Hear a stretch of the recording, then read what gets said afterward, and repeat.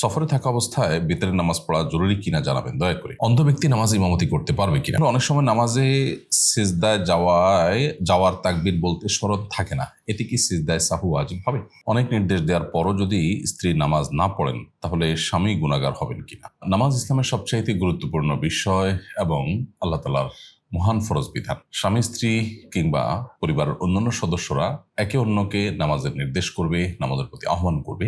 যাদেরকে আল্লাহ রাব্বুল আলামিন দায়িত্বশীল করেছেন তারা অধীনস্থদেরকে নামাজের জন্য নির্দেশ করতে হবে। সেই হিসাবে স্বামী হিসেবে স্ত্রীকে নামাজের নির্দেশ করবেন, নামাজের প্রতি আহ্বান করবেন, বিনয়ের সাথে সৌন্দর্যের সাথে তাকে নামাজি করে তোলার আপ্রাণ চেষ্টা অব্যাহত রাখবেন। এরপরও যদি স্ত্রী নামাজ তরক করেন তাহলে সেক্ষেত্রে সে দায়টা স্ত্রীর উপরে বর্তাবে, হবে, স্বামীর উপর নয়।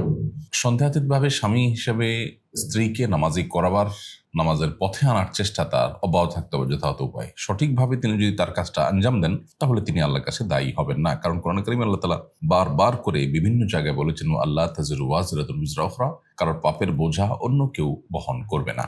তবে স্বামী যদি তার দায়িত্বটা যথাযথভাবে পালন করতে কোনো প্রকার গাফিলতি করেন, ত্রুটি করেন, বিচ্যুতি করেন, তাহলে সেক্ষেত্রে অবশ্যই তাকে তার জন্য আল্লাহ তাআলার কাছে দায়ী থাকতে হবে। দায় সারাভাবে বলে চলে গেলেন এরকম নয়, বরং একজন মানুষ নিজের সঙ্গীকে আগুন থেকে বাঁচাবার জন্য যেভাবে মরিয়া হয়ে ডাকে, ঠিক নামাজের জন্য সেভাবে যদি তিনি ডাকেন, তারপরও যদি কোনো কাজ না হয় তাহলে তিনি আল্লাহ তাআলার কাছে দায়ী থাকবেন না। আর এরকম স্বামী স্ত্রীর একে অন্যকে নামাজের প্রতি আহ্বান করার পরও, বিভিন্নভাবে যথাযথভাবে করার পর যদি কোনোভাবে কাজ না হয় তাহলে সেক্ষেত্রে এই সঙ্গীর সাথে সারা জীবন তার থাকাটা সমীচীন হবে কিনা। যিনি নামাজ টোটালি পড়ে না, সেটা বিদগ্ধ বিচক্ষণ আলেমদের সাথে পরামর্শ করে সিদ্ধান্ত নিতে হবে। কারণ নিজের প্রজন্মের দিনদারিতা সেটা অনেকখানি এটার উপর নির্ভর করে। একটা হলো নামাজের উপরে কিছুটা গাফিলতি, আরটা হলো যে নামাজের উপরে একেবারেই উদাসীন বা নামাজ না পড়া। এবং এই পরিস্থিতিতে কি করণীয় সেটা ওলামাদের সাথে পরামর্শ করে ঠিক করতে হবে।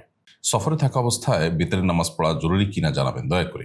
রাতে এশার নামাজের পর বিতরের নামাজ পড়াটা হানাফি মাযহাব অনুযায়ী ওয়াজিব। অন্যান্য ওলামায়ে কেরাম, অন্যান্য ইমামগণের মতে সুন্নতে মুআক্কাদা। সুন্নতে মুআক্কাদা হলেও অন্য সাধারণ সুন্নতে মুআক্কাদার চেয়ে এটা অনেক বেশি গুরুত্বপূর্ণ তাদের কাছে, যেটা ওয়াজিবের কাছাকাছি।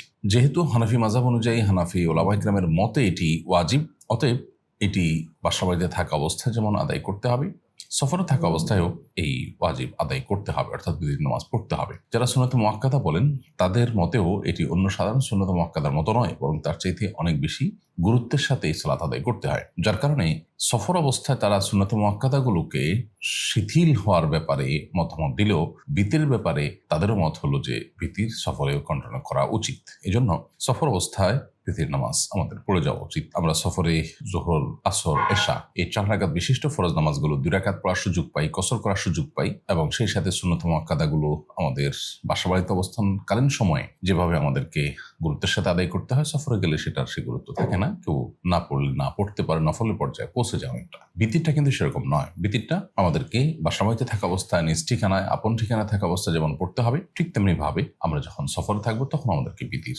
আদায় করার চেষ্টা করতে হবে। অন্ধ ব্যক্তি নামাজ ইমামতি করতে পারবে কিনা? মৌলিকভাবে অন্ধ ব্যক্তি তিনি নামাজ পড়তে পারেন এবং একইভাবে ইমামতিও করতে পারেন। আব্দুল্লাহ ইবনে উম্মে মাকতুম রাদিয়াল্লাহু তাআলা আনহু প্রসিদ্ধ সাহাবী, তিনি এবং ইতবান ইবনে মালিক রাদিয়াল্লাহু তাআলা আনহু আরেকজন সাহাবী, বদরি সাহাবী, তারা উভয়ে কিন্তু ইমামতি করে স্ব জাতির নামাজের দায়িত্ব পালন করতেন, নামাজের ইমামতির দায়িত্ব পালন করতেন। প্রথমটি আব্দুল্লাহ ইবনে উম্মে মাকতুম রাদিয়াল্লাহু তাআলা হাদিসটি তার ইমামতির বিষয়টি আবু দাউদে, এবং ইতবান ইবনে মালিক রাদিয়াল্লাহু তাআলা আনহু ইমামতি করার বিষয়টি তিনি যে তার সম্প্রদায়ের, তার এলাকার মানুষের ইমাম ছিলেন, সে বিষয়ে সহিহ বুখারী সহ বিভিন্ন হাদিসের কিতাবে বর্ণিত হয়েছে। তো এই জন্য এই সমস্ত হাদিস থেকে, সাহাবীদের আমল থেকে পরিষ্কারভাবে বোঝা যায় যে অন্ধ ব্যক্তি ইমামতি করে নামাজ পড়াতে চাইলে সেটা বিশুদ্ধ হবে, কোনো অসুবিধা নেই। তবে যদি অন্ধ ব্যক্তির পিছনে মুসল্লিরা নামাজ পড়তে ইতস্তত বোধ করেন, তারা যদি পড়তে না চান, অনাগ্রহ প্রকাশ করেন, কিংবা অন্ধ হওয়ার কারণে তার রুকু, সিজদা, কিবলা ইত্যাদি নিরূপণ করা কঠিন হয় এবং মুসল্লিদের নামাজের জন্য যেটা হ্যাম্পার হতে পারে, সেরকম পর্যায়ের সমস্যা যদি হয় তাহলে সেক্ষেত্রে এরকম ব্যক্তি ইমামতি করা মাকরুহ।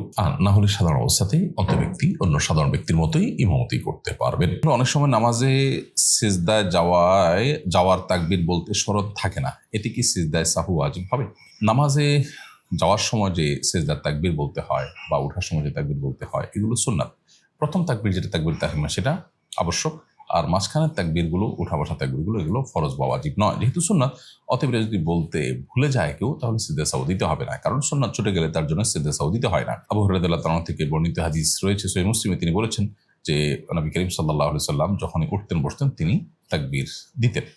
আর এটা নবী সাল্লাল্লাহু আলাইহি সাল্লামের আমল ছিল, এটাকে ফুকাহা সুন্নাহ বলেছেন। যেটা সুন্নাহ বলেছেন, অতএব এটি ছুটে যাওয়ার কারণে সেজদা সাহু আপনাকে দিতে হবে না, সেজদা সাহু ছাড়াই ভুলে গেলেও নামাজ হয়ে যাবে।